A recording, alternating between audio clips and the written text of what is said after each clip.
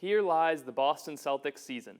No, it's not technically over yet, but their hopes for a deep playoff run are slim to none, and Slim just tore a ligament in his wrist.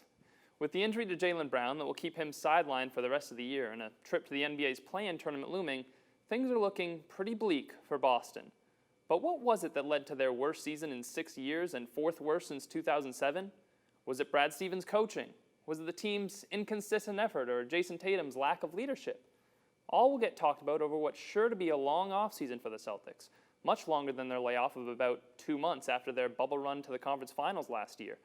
But most of those reasons don't really paint the right picture. Many forget that the Celtics lost an all-star caliber player in Gordon Hayward last offseason, a player that's proven his worth in helping lead the Hornets back to the playoffs, or play-in at least, and to their best season since 2005.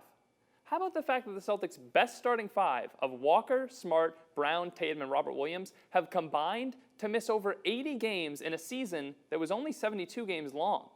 Many of those absences were due to COVID-19 as the team led the league in days missed while in the NBA's health and safety protocols. Whose fault is that? That lineup I just mentioned? They've only started 7 games together this season. Boston went 6-1 in those games with a point differential of 10.3 points. That would be the highest in the NBA, for those of you wondering at home. Yes, the Celtics were a disappointment. Yes, they should have been better, but Danny Ainge shouldn't feel pressured into making any rash decisions. The team's 2 young stars are still only 23 and 24 years old. Those COVID protocols probably won't be in place next season, or at the very least, shouldn't be as strict. Even if Kemba Walker is never fully healthy again, rookie Peyton Pritchard has done enough to give Boston hope that they could have their starting point guard of the future. After all, he's currently second in franchise history in career three-point percentage.